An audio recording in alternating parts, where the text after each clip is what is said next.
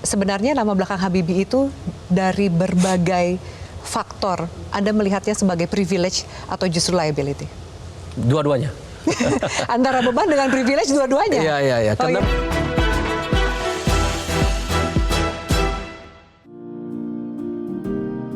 Ilham Habibie adalah putra pertama dari Presiden ketiga Republik Indonesia almarhum B.J. Habibie dan almarhumah Hasri Ainun Habibie.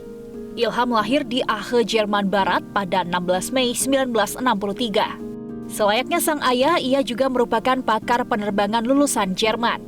Ilham menempuh pendidikan sarjana dan magister bidang teknik penerbangan di Technical University of Munich. Ia meraih gelar doktoral di universitas yang sama dengan predikat summa cum laude. Setelah lulus kuliah, Ilham bekerja di perusahaan pesawat Boeing. Ia juga sempat menjabat sebagai Direktur Marketing PT Dirgantara Indonesia hingga tahun 2022. Selain sukses menapak karir, Ilham juga cukup aktif di sejumlah organisasi. Seperti ia dipercaya juga sebagai Ketua Dewan Pakar Ikatan Cendekiawan Muslim se-Indonesia atau ICMI, Ketua Umum Ikatan Saudagar Muslim se-Indonesia, hingga Kepala Badan Riset dan Teknologi Kamar Dagang dan Industri atau Kadin Indonesia. Sementara dalam organisasi independen, Ilham menjabat sebagai Ketua Dewan Pembina The Habibie Center, organisasi non-pemerintah dan non-profit yang didirikan oleh mendiang B.J. Habibie dan keluarga. Tim Liputan, Metro TV. Terima kasih Anda masih bersama kami di Special Dialog dan masih bersama dengan Ilham Habibie. Pak Ilham, kita lanjutkan. Iya. Sebelum jeda, tadi saya sempat kita berdiskusi, nah kita akan bahas mungkin sosok keluarga. Bagaimanapun juga Anda hari ini tidak bisa dilepaskan dari sosok sang ayah, Presiden B.J. Habibie. Bagaimana sebenarnya Pak Ilham sendiri melihat gaya kepemimpinan dari Pak B.J. Iya.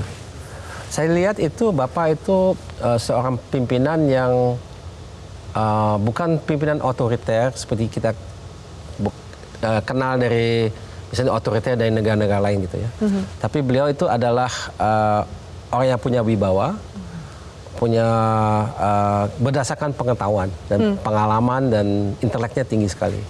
Di lain pihak Bapak itu selalu memimpin dengan memberikan contoh yang baik. Ya. Jadi kalau Bapak mengatakan kita semua melakukan sesuatu, beliau sendiri yang kasih contoh. Jadi tidak ada apa, jadi tidak ada perbedaan di antara apa yang dilakukan oleh Bapak dengan apa yang dikatakan. Itu selalu gitu ya. Jadi dan Bapak juga selalu mendukung siapapun ya yang berprestasi. Ya. Jadi yang penting kita ini harus ada maunya, kita disiplin, kita kerja keras.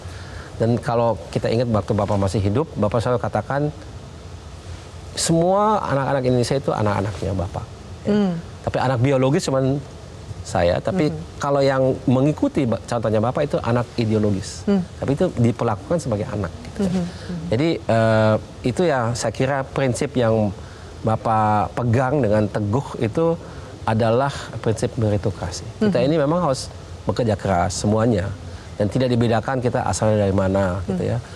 Atau kita tidak dibedakan kita penampilannya seperti apa atau siapa orang tuanya. Yang penting kita itu mau kerja keras, kita disiplin, kita jujur. Saat Pak B.J. Habibie menjadi presiden, saat Indonesia dalam situasi krisis politik dan ekonomi, adakah momentum yang Anda ingat dari sisi kepemimpinan sehingga kemudian bisa membawa Indonesia bisa melewati proses itu dengan baik? Ya, satu yang mungkin waktu itu dan mungkin sekarang pun tidak terlalu populer, ya, itu adalah keputusan Bapak untuk melaksanakan referendum di Timor Leste yang dulu tim-tim.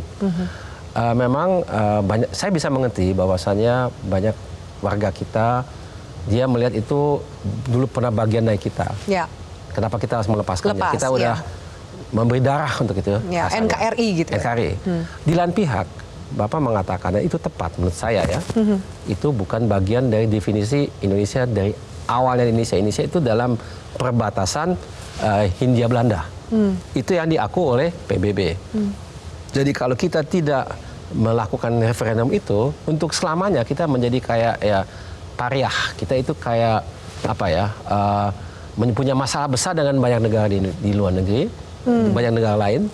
Karena kita ya memang tidak ikut dengan peraturan internasional. Karena itu kayak kita mempunyai koloni gitu ya.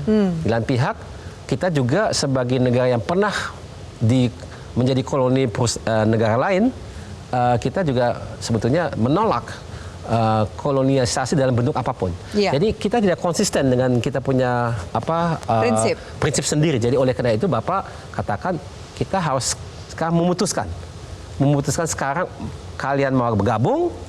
Setelah itu kita tidak bicara lagi begitu, udah selesai atau tidak gabung. Yeah. Sekali saja. Ya. Ya udah mereka memutuskan untuk tidak gabung, kita harus respect itu, ya udah selesai. Sekarang kita menjadi teman baik kan? Tapi itu adalah satu hal yang tidak populer ya. Tapi iya, pada saat itu banyak apalagi pada waktu itu hardiknya. dan itu memang tapi itu adalah tugas pemimpin untuk melakukan yang benar biarpun kadang-kadang tidak populer. Itu memang begitu. Dan itu memang pahitnya menjadi pimpinan. Ini kalau kita lihat perempuan, ini negara, ini kompleks. Ya. Kadang-kadang perusahaan kita harus PHK orang. Kenapa? Kalau tidak, perusahaan itu tidak hidup. Karena dia susah harus melalui kisah itu. PHK siapa yang mau? Itu nggak pernah populer. Ya. Tapi harus dilakukan. Ya. Nah, itu memang begitu ya. Itu pimpinan itu memang kompleks. Ya. Jadi itu yang Bapak juga, itu gaya kepemimpinan Bapak harus mengutamakan hal yang populer, yang benar, dan yang meskipun tidak populer. Anda juga punya nyali yang sama seperti Bapak? Saya banyak belajar dari Bapak, tapi tentunya saya kira kalau saya dibandingkan dengan Bapak, pengalaman Bapak jauh di atas saya gitu. Masih ya, tapi insya Allah suatu ketika saya juga akan punya pengalaman seperti itu. Tapi tentunya saya dididik oleh Bapak ya, jadi saya dapat banyak informasi dari Bapak. Ya. Saya banyak, dan mengikuti perjalanan Bapak. Ya, pengalaman Bapak sebagian menjadi pengalaman saya juga, karena saya menjadi saksi mata dan saya juga mendengar langsung dari Bapak. Pak Ilham menyandang nama belakang Habibie dengan cerita yang tadi Pak Ilham bagi bersama kita di sini.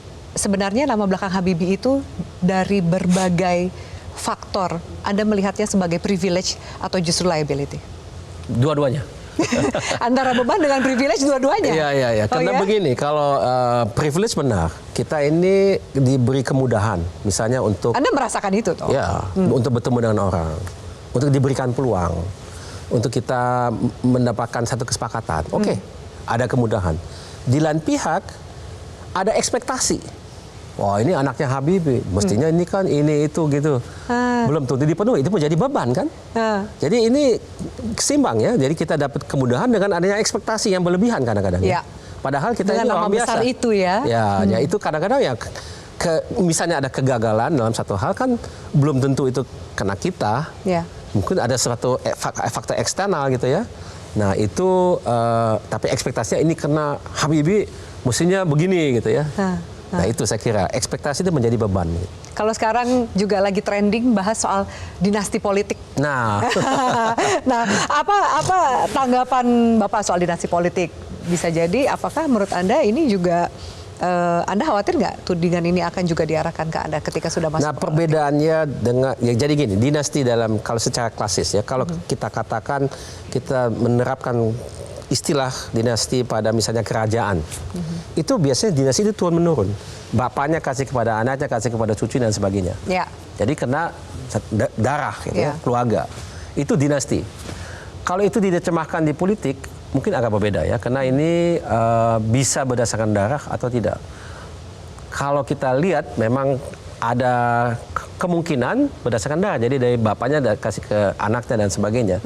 Tapi kalau misalnya di saya sendiri, bapak saya sudah wafat 5 tahun yang lalu dan sudah tidak aktif di politik 25 tahun. Jadi itu mungkin ya namanya sama, Habibie. Tapi tidak ada penyerahan dari bapak ke anak gitu ya. Dan itu mungkin bukan aristokratis tapi lebih ke meritokratis gitu ya. Tapi tetap saja saya dalam hal ini cuma menggambarkan secara faktual ya. Jadi bahwasanya ada dinasti, ya saya kira itu ada, dan saya tidak bilang itu bagus atau tidak bagus, tapi ada ya, ada. Karena bisa saja kalau dinasti itu dari bapak ke anak, bisa juga meritokratis karena anaknya mungkin berkemampuan. Jadi saya kira itu tidak, in prinsip bukan salah, tapi memang dengan catatan anaknya harus berkemampuan gitu ya. Bukan dipaksakan. Nah, itu saya kira prinsip universal ya. Jangan kita paksakan kepada seorang yang sebenarnya tidak punya kemampuan.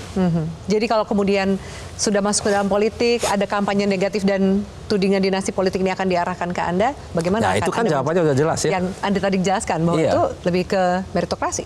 Lebih ke meritokrasi, betul. Dan Bukan tinggal ke dinasti. waktu yang akan membuktikan kemampuan Anda. Ya, betul. Kalau dinasti mungkin dalam arti kata nama keluarga. Ini Iya. Habibie dulu, Habibie sekarang gitu ya. Bisa dilihat sebagai satu dinasti. Iya, tapi bukan dalam proses Bukan dalam berpolitik proses. ya. Bukan. Oke, baik. Kita akan lanjutkan Pak Ilham usai jeda berikut ini. Kita Terima kasih. akan bahas soal permasalahan Jawa Barat. Kira-kira apakah sudah ada beberapa solusi yang ditawarkan oleh seorang Ilham Habibie? Usai jeda, tetaplah bersama kami. Jelajahi cara baru mendapatkan informasi. Download Metro TV Extend sekarang.